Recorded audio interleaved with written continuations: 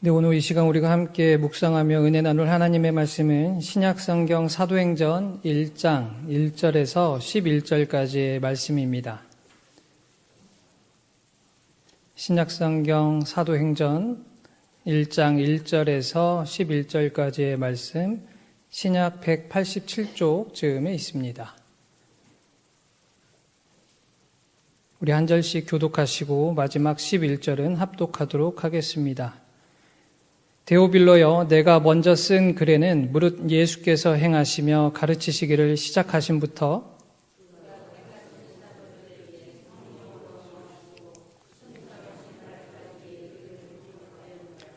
그가 고난받으신 후에 또한 그들에게 확실한 많은 증거로 친히 살아계심을 나타내사 40일 동안 그들에게 보이시며 하나님 나라의 일을 말씀하시니라.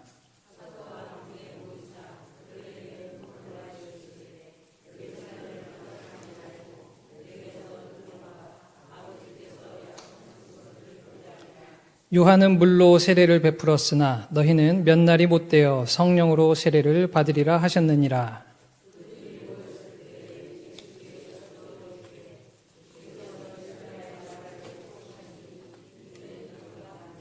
이르시되 때와 시기는 아버지께서 자기의 권한에 두셨으니 너희가 알 바 아니요.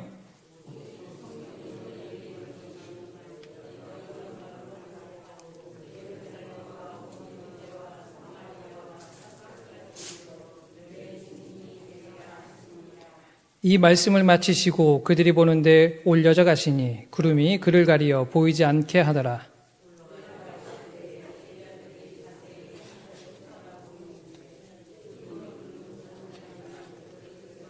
함께 읽겠습니다. 이르되 갈릴리 사람들아, 어찌하여 서서 하늘을 쳐다보느냐?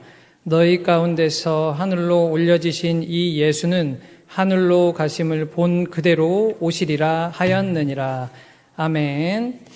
할렐루야. 부활절 6째 주간 수요 예배 자리에 나오신 성도님들을 다시 한번 주님의 이름으로 환영하고 축복합니다. 남은 한 주간도 우리 주님의 크신 사랑과 은혜, 그리고 평강의 그 크신 은혜가 삶 가운데 풍성히 경험되시기를 간절히 소망하며 축원합니다. 우리 서로 인사하며 축복하겠습니다. 영육 간에 강건하고 평안하십시오. 네, 이번에는 이렇게 격려하며 인사하겠습니다.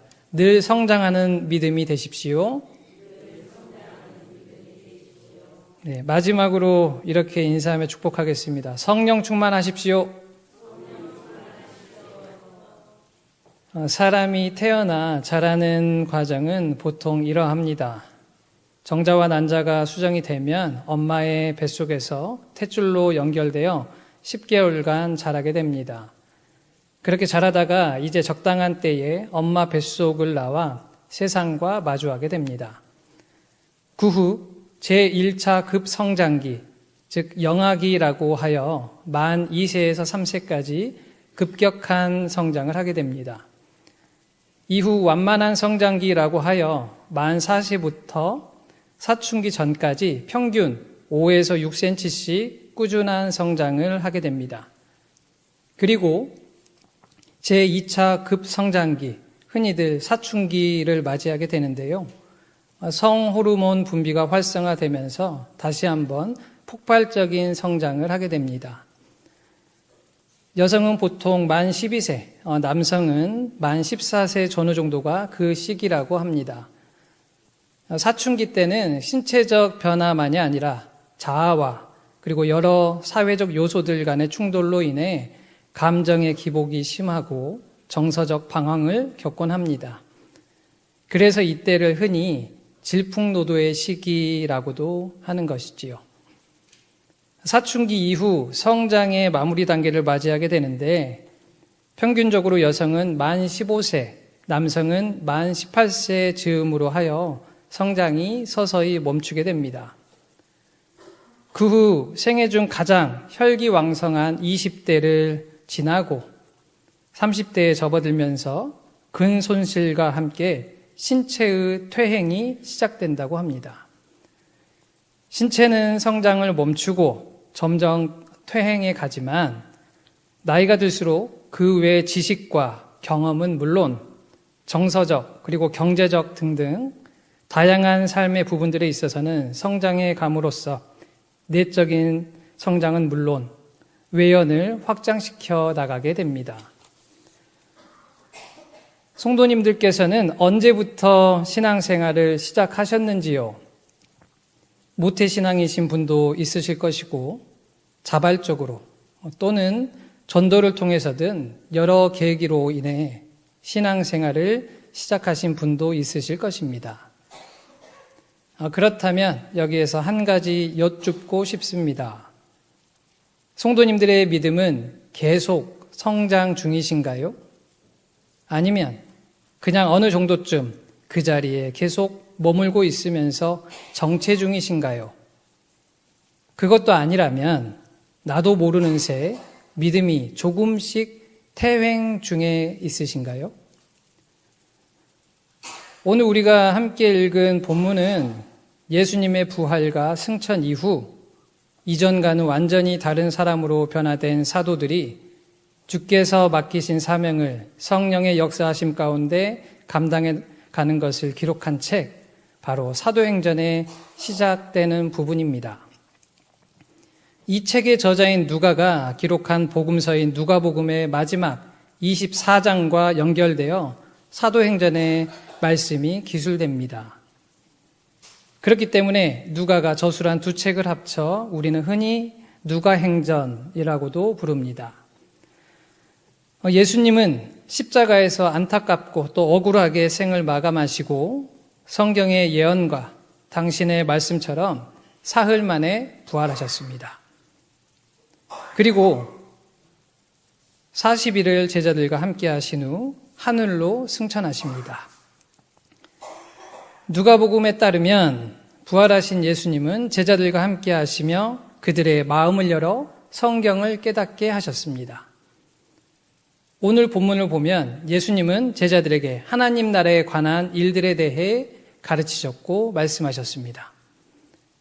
그렇게 제자들은 부활하신 예수님과 함께 동고동락했습니다.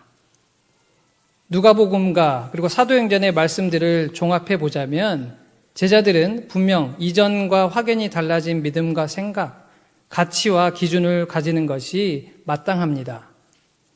하지만 오늘 본문 6절에서 제자들의 물음을 확인하면 우리들의 그 기대는 완전히 깨지게 됩니다. 제가 세 번역으로 6절을 읽어드리겠습니다. 사도들이 한자리에 모였을 때에 예수께 여쭈었다. 주님께서 이스라엘에게 나라를 되찾아 주실 때가 바로 지금입니까?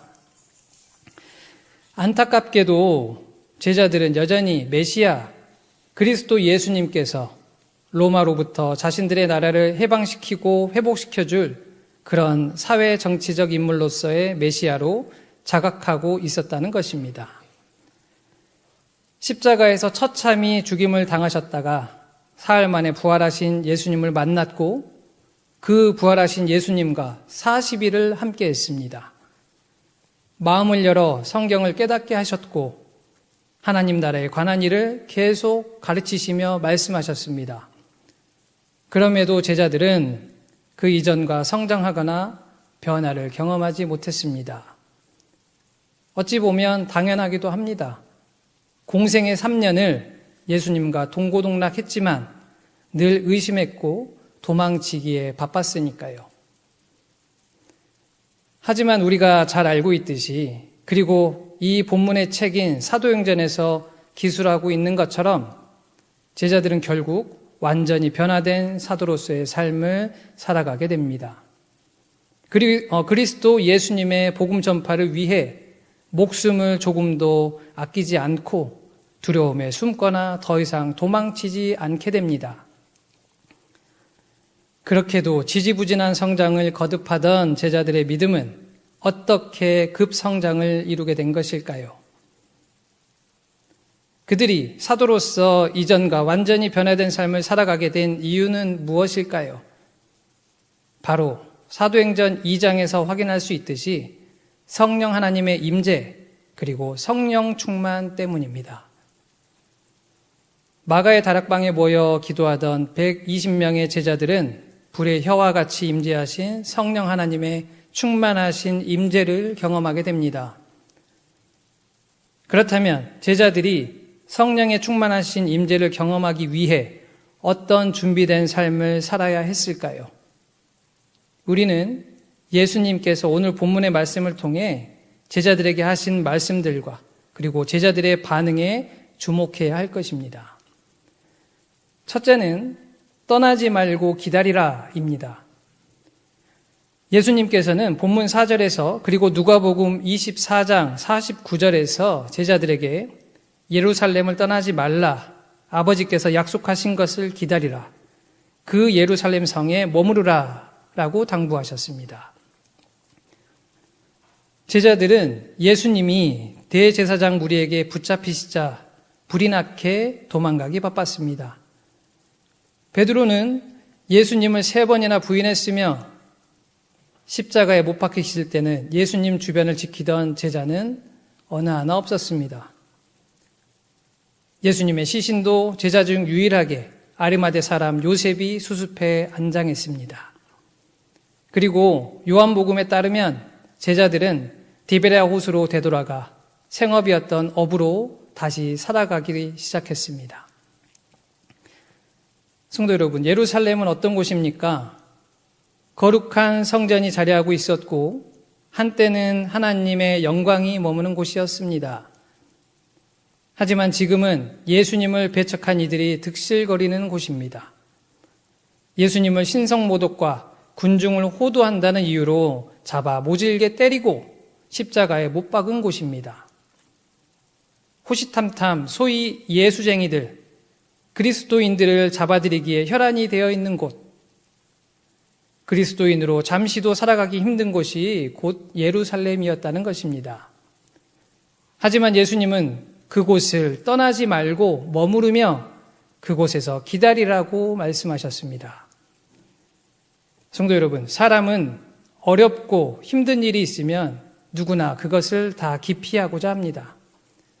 고난과 고통의 자리를 어떻게든 벗어나고자 합니다. 보통의 사람이라면 대부분 그렇습니다.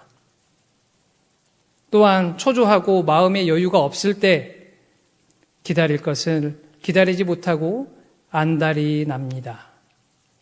하지만 예수님은 당신께서 그러셨던 것처럼 아픔과 고난, 고통의 자리를 제자들에게 떠나지 말고 머물러 있고 그리고 기다리라고 당부하십니다.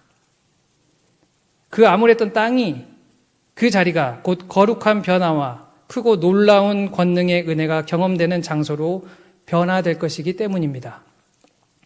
이전과는 완전히 다른 사람으로 변화되고 그들을 통해 성령 하나님이 충만히 역사하시는 은혜의 현장이 되기 때문입니다.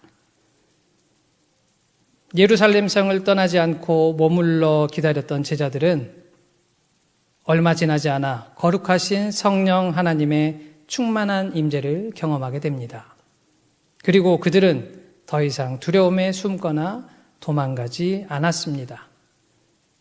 베드로는 세술에 취했다고 비아냥거리던 이들에게 담대히 나아가 설교했고 3,000명이 넘도록 회심시키는 역사가 일어났습니다.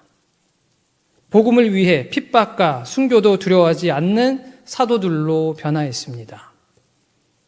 지금 우리가 사는 현장이 그리고 삶의 자리가 고난과 역경의 자리입니까?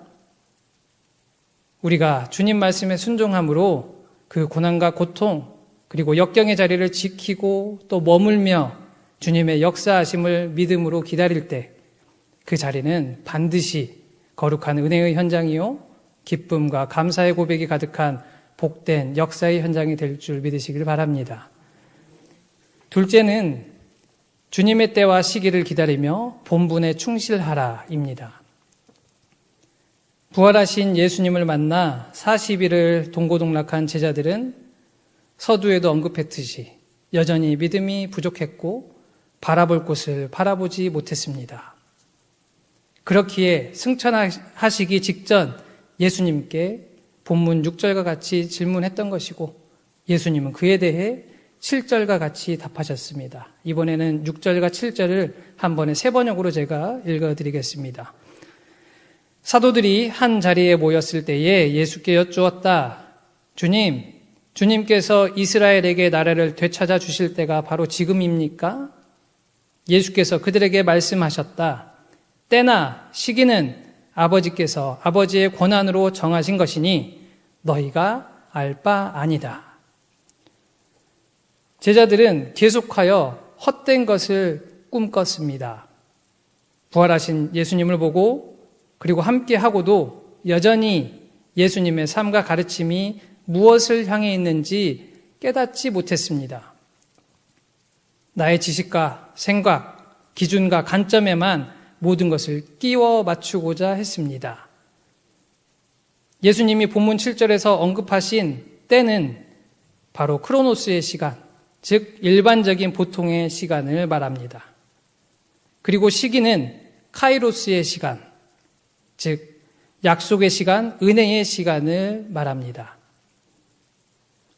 그리고 베드로후서 3장 8절에서는 사랑하는 자들아 죽게는 하루가 1000년 같고 1000년이 하루 같다는 이 한 가지를 잊지 말라라고 우리들에게 당부와 권면을 하고 있습니다. 이를 종합하자면 예수님께서는 얘들아, 내 제자들아, 모든 일은 하나님의 때에 하나님의 뜻대로 하나님의 방법으로 역사하실 거야. 그러니까 너희들은 친히 역사하실 하나님의 은혜를 사모하며 기다리면서 너희 각자의 삶의 자리에서 너희에게 맡겨진 삶과 사명에 그저 충실히 살아가라. 그것이 너희가 지금 할 일이야 라고 말씀하고 계시는 것입니다. 그리고 제자들이 예수님의 말씀처럼 자신들의 자리를 지키고 하나님의 때를 기다리면서 그렇게 자신의 삶에 충실히 살아갔을 때 바로 성령 하나님의 충만하신 임재를 경험하게 된 것입니다. 성도 여러분, 우리는 늘 하나님께 왜 하나님은 내 기도에 응답하시지 않는 것입니까? 이때에 이런 방법으로 이런 결과가 도출되면 좋겠는데 왜 그렇게 하지 않으십니까? 라고 늘 불평과 불만만 늘어놓습니다. 하지만 다시 한번 천천히 되돌아보십시오. 하나님께서는 우리의 간구에 응답하지 않으신 적이 없습니다. 하나님께서 우리 인생 가운데 은혜를 베푸시지 않은 적이 없습니다. 주님은 우리가 당신께서 허락하신 삶, 맡기신 사명에 충실히 살아갈 때 당신의 때에 당신의 방법으로 하늘의 은혜를 우리 삶 가운데 충만히 베푸셨습니다. 그것이 나와 우리가 그 은혜의 증거요 또한 증인인 것입니다. 그러니 우리가 오늘도 주의 자녀요 그리스도인으로 내 삶의 자리에서 충실히 살아갈 때 주님의 은혜가 충만히 우리 삶 가운데 경험되고 고백될 것이라는 사실을 또한 믿으시길 바랍니다. 셋째는 들으라입니다. 믿음장 히브리서 11장 1절과 2절에서는 세 번역으로 이번에도 읽어드리겠습니다. 믿음은 바라는 것들의 확신이요 보이지 않는 것들의 증거입니다. 선조들은 이 믿음으로 살았기 때문에 훌륭한 사람으로 증언되었습니다 라고 선포하고 있습니다. 사도 바울은 로마서 10장 17절에서 이번엔 공동번역으로 읽어드리겠습니다. 그러므로 들어야 믿을 수 있고 그리스도를 전하는 말씀이 있어야 들을 수 있습니다. 그렇게 선포하고 있습니다. 제자들이 예수님의 고난과 핍박의 장소 예루살렘을 떠나지 말고 그곳에 머물러 기다리라. 그리고 하나님의 역사하심을 믿으며 그저 너희의 본분에만 충실히 살아가라 라는 이 말씀을 듣지 않고 그냥 자기들 편한 대로 생각했고 판단에 행동했다면 어떻게 됐을까요? 거룩하신 성령 하나님의 충만한 임재를 경험하지 못했을 것이고 제자들의 사도로의 극적인 변화도 없었을 것입니다. 제자들은 그저 그런 존재들, 적당히 세상의 눈치 보고 세상과 타협하며 잘해야 그리스도인인 듯 아닌 듯 이도 저도 아닌 어정쩡한 삶을 살아갔을 것입니다. 성도 여러분, 다시금 우리의 삶을 한번 돌이켜보면 좋겠습니다. 내가 늘 주님의 말씀을 듣고 그 말씀에 따라 살아갔을 때와 그렇지 못했을 때의 삶과 내 믿음의 상태를 말입니다. 믿음은 들음에서 난다라는 이 사도 바울의 선포를 믿으십니까? 믿음의 선배들은 눈에 보이지 않았고 손에 잡히지 않았지만 주님의 말씀을 듣고 온전히 믿었을 때 그들의 삶은 주님의 은혜로 철저히 점철된 삶을 살았고 이전과는 구별되고 변화된 삶을 살았습니다. 그리고 그들이 우리 주님의 살아계심의 증거요, 성령 하나님의 역사하심의 도구로 사용받았다는 사실을 믿으시기를 바랍니다. 마지막 넷째는 기도하라입니다.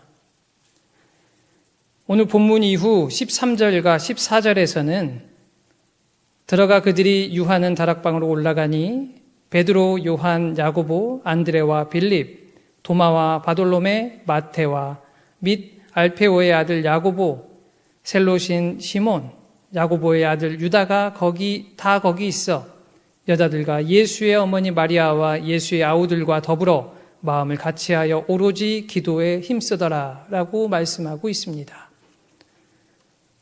예수님은 어떤 상황 그리고 어떤 자리에서도 늘 기도하셨던 분입니다. 그리고 사도행전에서는 시시때때로 제자들이 기도에 힘썼고 또 함께 모여 기도했음을 기술하고 있습니다.